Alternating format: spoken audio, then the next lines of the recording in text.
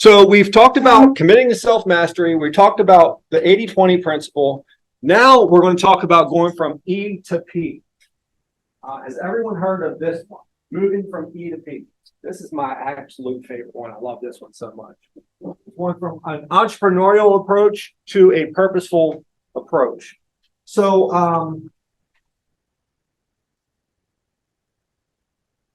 so many different ways I could go with this.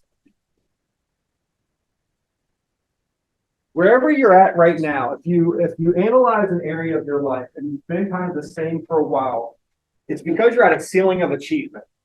Okay. Sometimes the ceiling of achievement can feel like we're losing, but notice it's the ceiling of achievement. You've earned this plateau. So in order to get through the plateau, we need to move from E to P. And how do we do that? I'm curious, does anyone in the room know how to move from an entrepreneurial approach to a more purposeful approach? There's actually like 5 steps. Anybody familiar with those?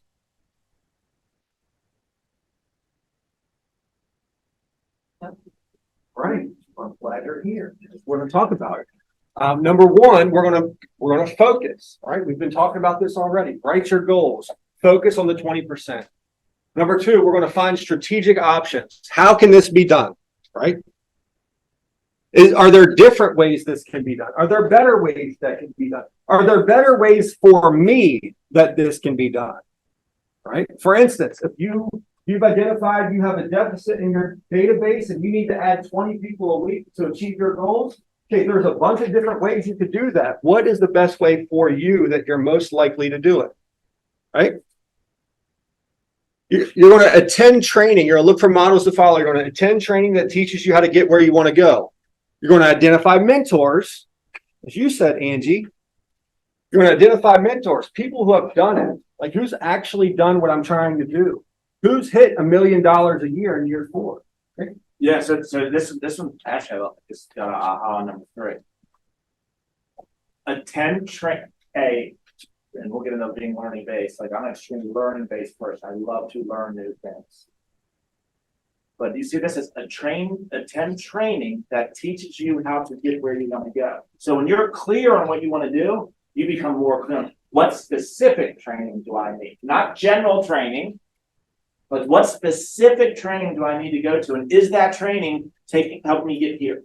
So if I know that I have a deficit on my database, and that's my one thing, should I be going to a course in buyer mastery? Not saying you shouldn't, but not yet. Not yet, because you need to find how do I get my number one thing is my database. I know that I have a deficit here because math tells me so. Okay. Who's the best model? Where's the best training on a database? Who's the model that I can follow? Is there someone on Facebook that I can reach out to that is crushing it with their business on database? I'm getting very, very specific on what I need to know. So now it's learning for doing sake, or learning. What did you say? Learning for learning's sake versus learning for earning's sake. Learning for earning's sake. I'm not learning just to learn. I'm learning with a specific intention behind it. And when I would go to things like family reunion or mega camp, instead of just showing up, I'll do research ahead of time. My hack for this was I wanted to be in relationship with certain people inside the Keller Williams ecosystem. So when I looked at training, my intention behind it was I would go to training that had the right person speaking, even if I didn't like the content, because my intention behind it was to get into a relationship with a person, not necessarily learn their content. So I was very, very specific about what I was doing. So being clear, once again. It's one of the greatest gifts of our company. I can't stress it enough, is just the environment and the culture of sharing. Like, so we just went to Mega Camp a couple of weeks ago. Like I won't say my sole purpose, but like a very large purpose of my attending Mega Camp was identifying the people that are on stage so that I can invite them to come teach at our team meeting. So like I just had Floor McNally. Yes. Floor McNally did 151 transactions last year as a solo agent. Okay. 151 transactions as a solo agent. 80% of her business was buyers. Wow. What territory? Ohio, Cleveland area. She doesn't physically meet the person until final walkthrough. That was what I thought, right? And she's like, so then I asked the question, okay, well, what about the relationship? She's like, oh, my clients love me. And she goes on and shows all these 5-star reviews. Floor is amazing. Floor and her team are great. Floor, excellent service. This, that, and the other. She's developed systems to allow her to do this. She has 4 children under the age of 6. She doesn't sacrifice her family life. So it can be done. You just have to ask the right questions. You have to seek out people who have done it. Identify the mentors. There's a whole business that's been built around this called Redfin. Yes. There you go. Like, so clearly consumers have said, okay, that's okay, acceptable. A different person might share the house every single time. Right. And they might still have a great experience. All right. So then next we're going to install systems. We're talking about time blocks. We're going to practice conversation frameworks. We're going to create checklists. We're going to make sure the systems you install work consistently and efficiently. So this isn't when you start putting together your systems and checklists, it's not set it and forget it. We're going to set it, we're going to test it, evaluate, and then maybe make changes. Maybe something changes, stays the same. Maybe you throw the whole thing out the window and start from track. Right?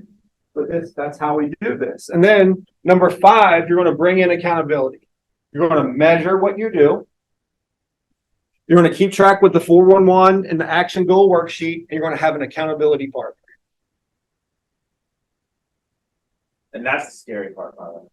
Because when you think about it, measure what, like in I think just real estate sales specifically.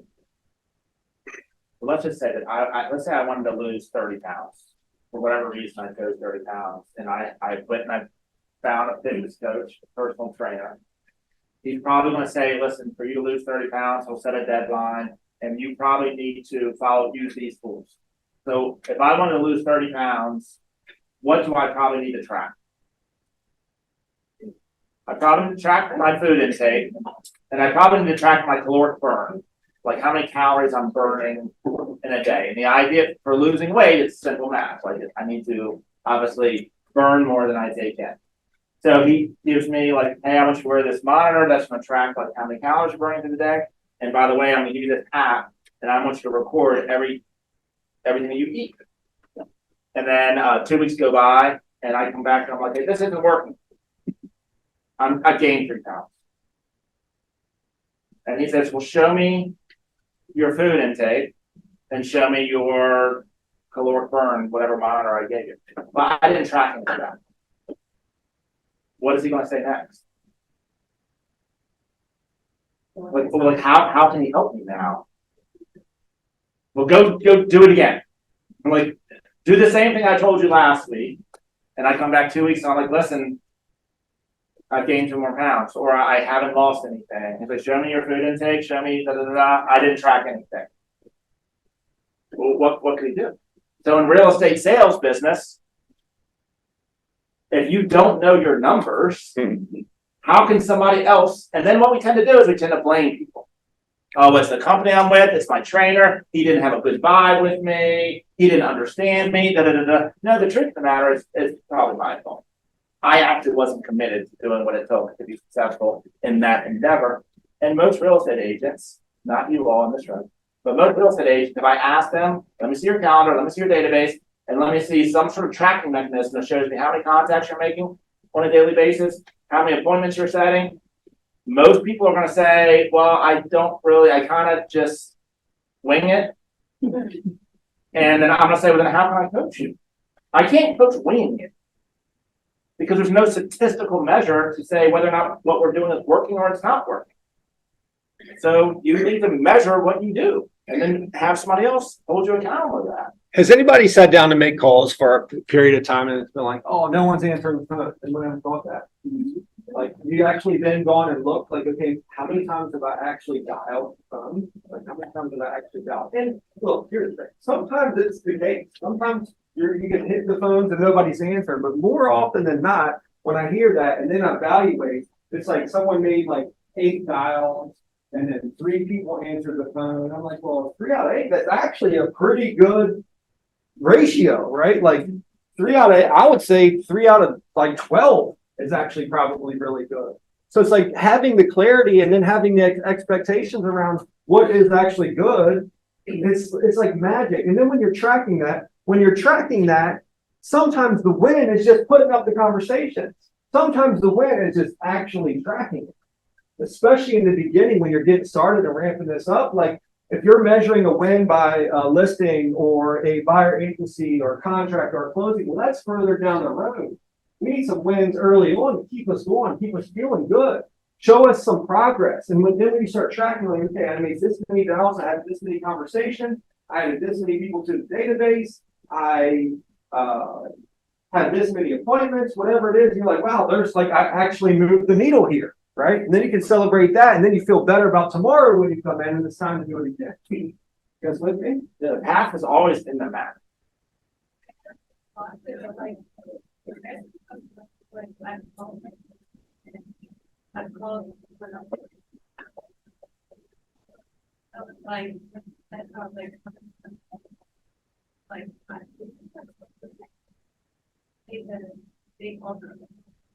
That's a whole different layer. Did you guys hear what she said? How many times have you called the person? So it's like, okay, I called John one time and I already know he's waiting for me to send a text message, but I don't want to send a text message. I don't want to bombard them, or I don't want to. So am I just sort of say, okay, he doesn't want to take my call? Well, no, he's just busy. Or that, right?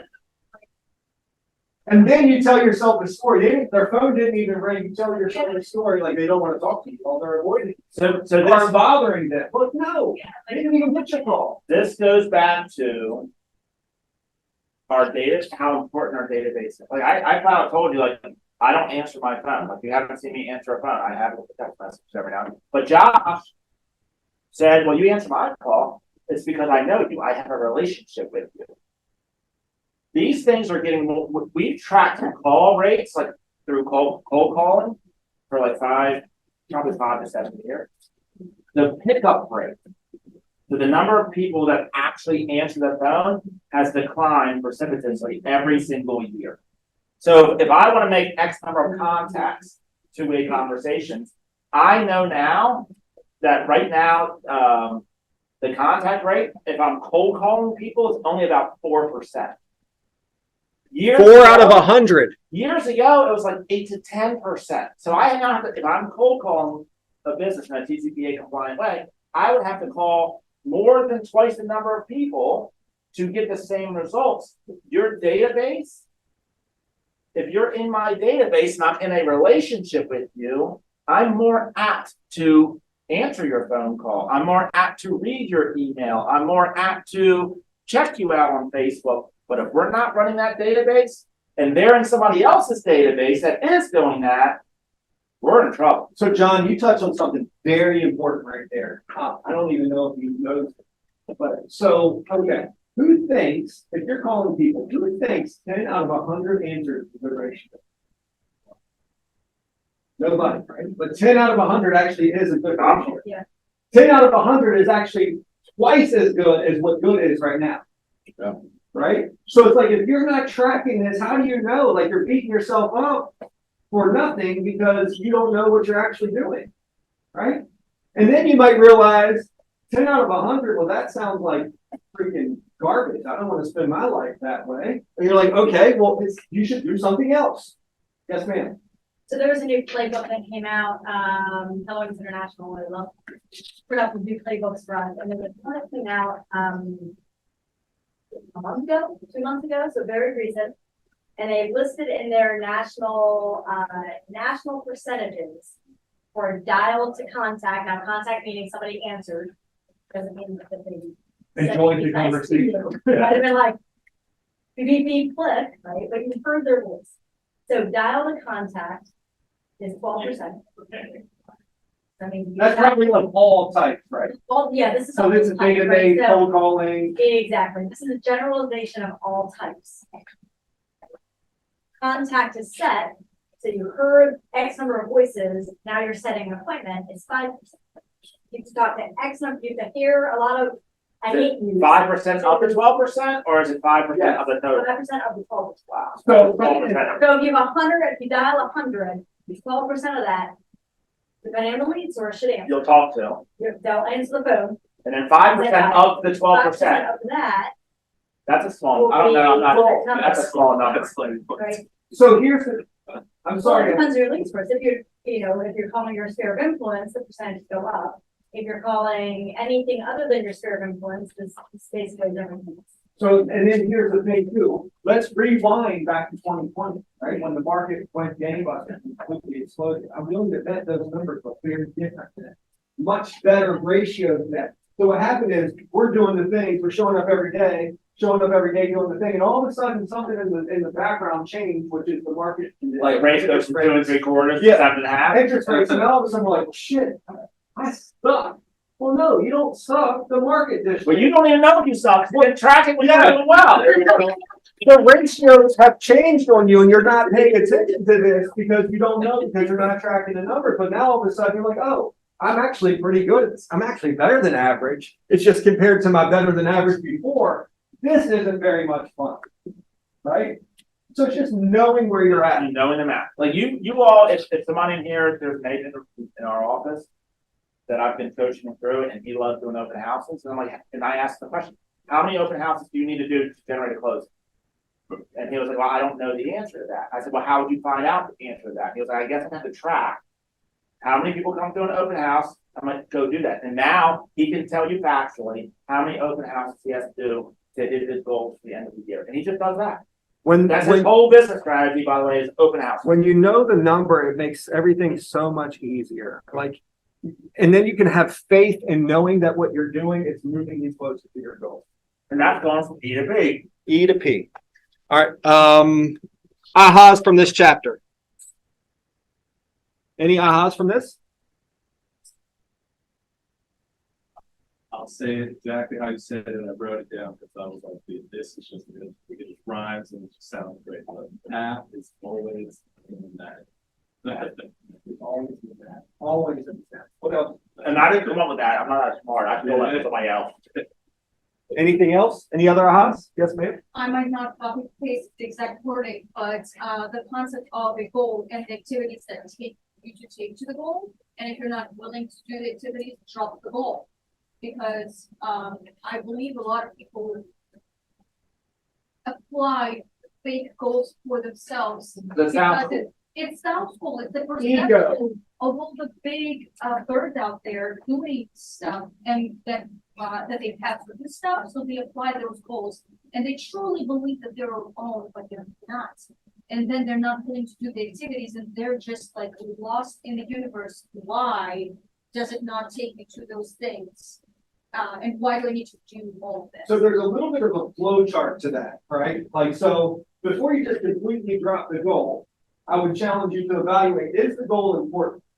Okay? If the goal is important, I would challenge you to ask the question, is there another way to do this? Yeah. Is there a better way to do this? Who has done this in a different way that I actually might enjoy? Because there's I like the analogy of the weight loss. Yeah. Like it's not that important. yeah, exactly. And if it's not, that's okay. But I had a meeting with an agent. He was like, I'm going to build a team.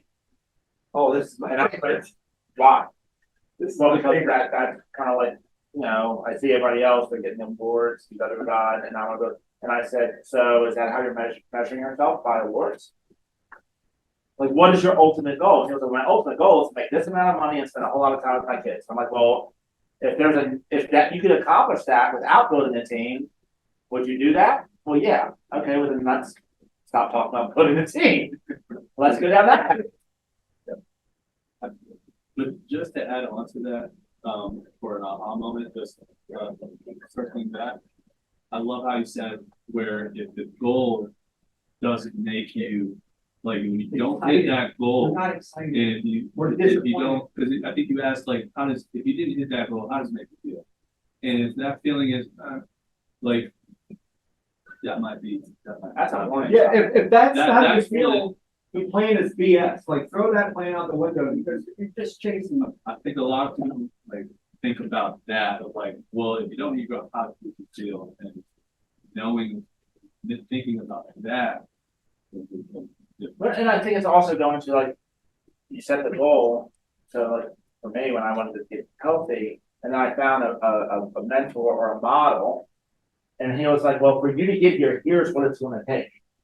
Oh, I don't want to do that. like you need you need to have a sounding board to say, okay, like here's my goal. Who else has achieved that? What did you do to get there? Well, here's what that's going to look like. maybe you then reevaluate, like, yeah, I'm not really, like, I don't, not that into that. So you need to understand that. Yes, sir. I think some of it, because I agree, that was really powerful. If you're not disappointed if you don't hit your goals, then there's a big problem. But I think some of it, what I'm getting from this is that it could be just a recalibration of your goal or rethinking the way that your goal would actually impact you. So your pool is a good example, just like, I'd like to have a pool, but but if you just don't have a pool, then I guess you don't have a pool. But if you actually, it's not about the pool, it's about the family experience, it's about spending more time with your grandkids, if it's about, being a community in your neighborhood, like that's something you can relate to. So I guess in real estate, I assume when you meet with your agents, it's less about selling X number of houses, but rather I need to earn X amount of income so I can send my kids to college. Yeah. Yeah. So it's finding a way to actually relate to your goal. It's not necessarily you have to rock your goal, it's like you need to figure out a way to give a damn about it. Real estate's the vehicle. It's by being in this industry, it's the vehicle that you have chosen to move you towards your goals. If you're not moving towards the goals, you're just on another hamster wheel. Right? And I Just got- another hamster wheel. Like with the pool thing, and I think that's a great analogy. If he said, I want to have a pool because I enjoy going swimming, there might be an easier path for him. Or I want to get healthy, but he had a bigger purpose behind the pool, which is going to drive him to do different activities. If it was like, oh, I can go swimming, okay, well, you know what? I thought about the pool, that's what costs as much money, I didn't take my real estate pool, but guess what? I can join the gym over here, they have a pool, and that's only $19 a month. And so taking my grandson to the public pool is a good reminder of like how much I want the pool at home because it's a pain in the ass. Like he'll be 4 next month. And I'm like dragging him in there and then like I have to beg him to leave because it's like it's time to go. And then I'm like carrying him out, kicking and screaming on my shoulder. And it's just like, man, it's gonna be so much nicer when I have that pool at my house. Right? So man, you guys are awesome. Thank you so much for the participation.